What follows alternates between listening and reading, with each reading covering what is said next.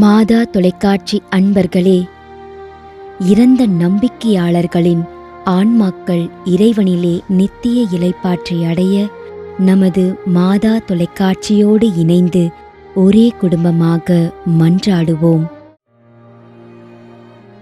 Benjamin,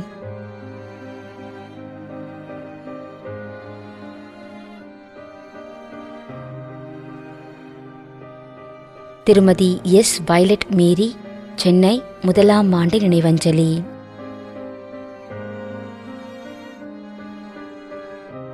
Edward Sahayaraj, 26ஆம் ஆண்டு நினைவஞ்சலி.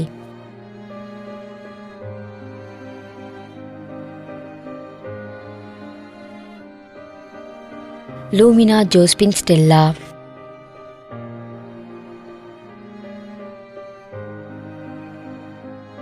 என். Arthur, J. Olivia மற்றும் குடும்பத்தில் இறந்த அனைத்து ஆன்மாக்களுக்காகவும் வேண்டிக் கொள்கிறோம்.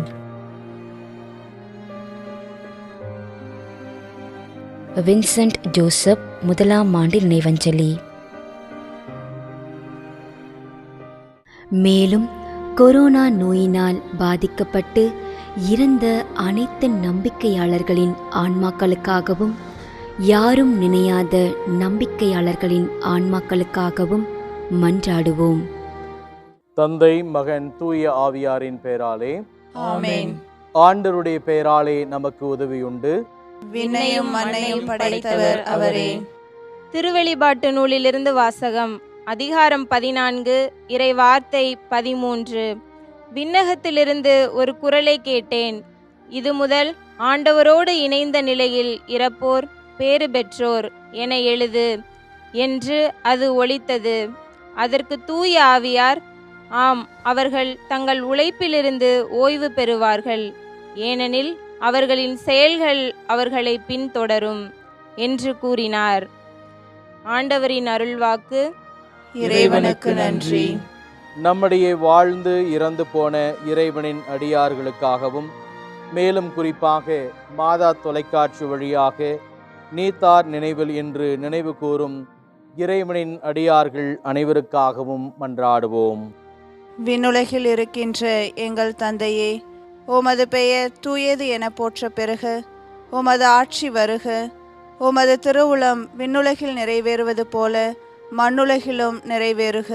எங்கள் அன்றாட உணவை இன்று எங்களுக்கு தாரும். எங்களுக்கு எதிராக குற்றம் செய்வோரை நாங்கள் மன்னிப்பது போல எங்கள் குற்றங்களை மன்னியும். எங்களை சோதனைக்கு உட்படுத்தாதேயும், தீமையிலிருந்து எங்களை விடுவித்தருளும். ஆமென். மன்றாடுவோமாக. இறைவா, இரக்கம் காட்டுவதும் மன்னிப்பு அளிப்பதும் உமது இயல்பு.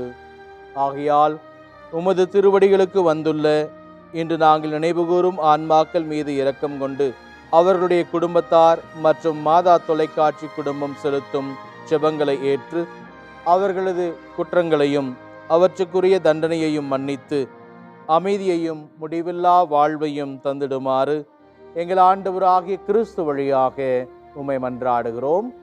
ஆமென். நிலையான இளைப்பாறுதலை ஆண்டவரே இவர்களுக்கு அளித்தருளும். முடிவில்லாத ஒளி இவர்கள் மேல் ஒளிர்வதாக. இறந்த நம்பிக்கையாளர்களின் ஆன்மாக்கள் இறைவனின் இரக்கத்தினால் அமைதியில் இளைப்பாறுவனவாக. ஆமென்.